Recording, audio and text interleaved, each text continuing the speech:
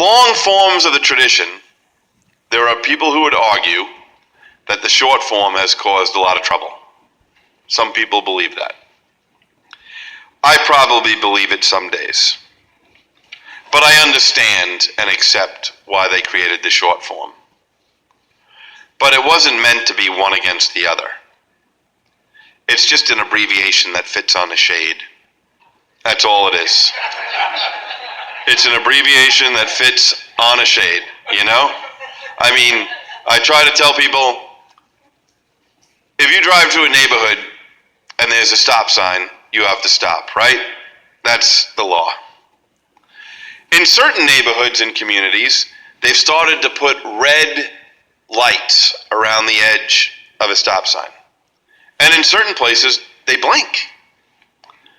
However, there is no difference between the interpretation according to the judges at motor vehicle court.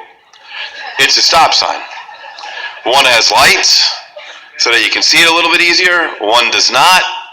But you don't get to roll through the one without lights, right? It is a stop sign. Same with the short form. The long form and the short form, you have to be talking about both together. You have to be looking at them. And the third tradition is probably one that gets taken out of historical context much more than any. The short form, the only requirement, this side, for AA membership is a desire to stop drinking. But I do want to read the long form of that tradition, just because I think it's so different that people don't pay attention to it sometimes. The long form says, our membership ought to include all who suffer from alcoholism, period. Hence we may refuse none who wish to recover, nor ought AA membership ever depend upon money or conformity. Any 2 or 3 alcoholics gathered together for sobriety may call themselves an AA group, provided that as a group, they have no other affiliation. So it's very clear. In order to be an AA member, you have to have alcoholism. Only alcoholics have alcoholism. I've gotten that question before. Well, it says only those who suffer from alcoholism. Well, maybe I suffer from alcoholism, but I'm not an alcoholic. Well, according to the medical community, that's impossible. You have to be an alcoholic to suffer from alcoholism. Just throwing that out there.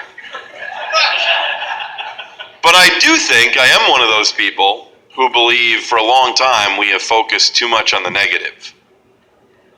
Like, I don't care what people's other problems are. It has nothing to do with the requirement to be here. We have a qualifier. We do not have a negative disqualifier. If you're an alcoholic, welcome. You're entitled to membership. And I say it all the time wherever I am. I've never met anywhere in any part of this world any alcoholic who's been willing to tell me that the only problem they have is alcoholism. I've just not met that person. Maybe today will be the first day someone's going to come up and tell me, you know what? I really only have alcoholism. But that doesn't mean that I think everybody is also a drug addict. What that means is, it doesn't matter what your other problem is.